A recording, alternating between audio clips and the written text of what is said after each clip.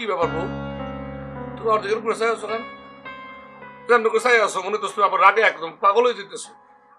তুমি জানো তুমি কত কষ্ট কইরা, মানে বাবাই কত কষ্ট কইরা কত সুন্দর কইরা জিনিসগুলো চোখের সামনে হাজির করে দিল।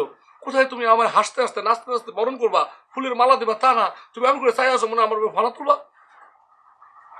সত্যি করে কও তো, আসল ঘটনাটা কি? আসল নকল বুঝি না রে বউ। আমি নিজের চোখে তো অস্বীকার করতে পারতেছি না, নিজের চোখে দেখলাম বাবাই কইলো, মানে কি বাবার একটু মেসেজ দিয়া একটু তেলটা দিয়ে আস্তে করে মেসেজ করে দিলাম, বলে যে শোন ওইখানে যা, গেলে পর মালপত্র সব সোনা গোনা পেয়ে যাবি। আরে 1,00,000 টাকার বান্ডেলটা, সেই টাকাটা বোন তো একদম অক্ষত অবস্থায় আছে, কোনো ফুলের টোকা ধুলাবালি কিচ্ছু লাগে নাই। আমি পাগল হয়ে গেছি, আমি বুড়ি হয়ে গেছি। আমি বলছি গামছা এখানে আর রাখবো না, আমি মাথায় উঠেছি গামছাই লাল গামছা, আমি আর বলতাম না। বিশ্বাস করো আমি পাগল হয়ে গেছি। আমি বুঝলাম না, এতদিন আমার ঘর থেকে একটা টাকা পয়সা কোনো কিছু চুরি হয়নি। বাবা গ্রামে আসার পর, না সে আসার পরও চুরি হবে না। তুমি গতকালকে নতুন করে টাকা পয়সা আর আমার জন্য নতুন নতুন স্বর্ণ নিয়ে আসলা, তারপরে চুরিটা হইবে। আর গ্রামের এত মানুষের চুরি হয়, তারা তো কোনো কিছু ফেরত পায় না। আর তুমি দেখি সব কিছু ফেরত পেয়ে গেছো। বাবা যে জিনিসপত্র ফেরত দিছে, না আমার এটা বিশেষ হয় না। এটা তুমি কি বলতেছো? কি বলতেছো এসব কথা তুমি? হ্যাঁ, তাহলে জিনিসপত্র মালপত্র এগুলো উড়ে উড়ে আসছে। আমি নিজে দেখলাম বাবাই কইলো যাও এখানে গেলে ভাবি, এখানে গেলে ভাবি, আমি গেলাম সঙ্গে সঙ্গে পাই গেলাম। হ্যাঁ তো পায়ে গেছো, কি হয়েছে?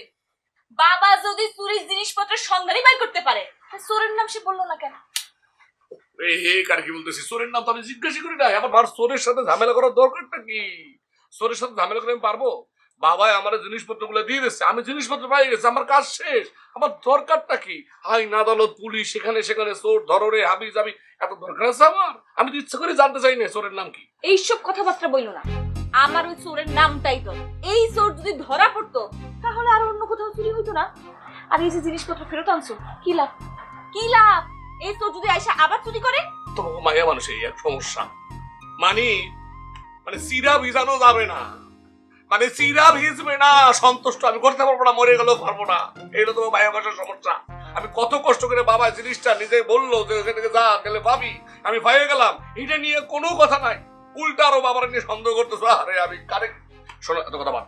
আমি তোমার জন্য বলতে চাই আমাদের তাকাও, আমাদের তাকাও। আমি বিশ্বাস করছি তুমি আমার বউ, তোমার বিশ্বাসী হইতে হবে। আমরা দুজনে মিলে আজকে বিকাল বেলা যাইয়া বাবার বুড়ি ধরে আসবো।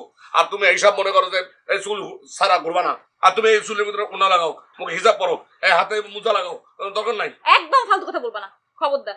আমি আল্লাহর বান্দা নবীজির উম্মত, আমি কোনো বাবা টাবার মুড়ি ধুইতে পারবো না। হায় হায় হায়, কি কইতেছে? আমি তো বরবাদ হয়ে যাবো, আমি তো বরবাদ হয়ে যাবো।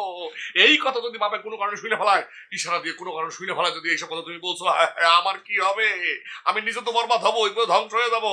আর কোনো কথা নাই। আমি তাই আমার গামছা দিছে, আমি আমি আমি বাবার কত বুঝে গেছে। বাবা আমার বউ যদি ভুল করে থাকে আপনি মাফ করে দেন।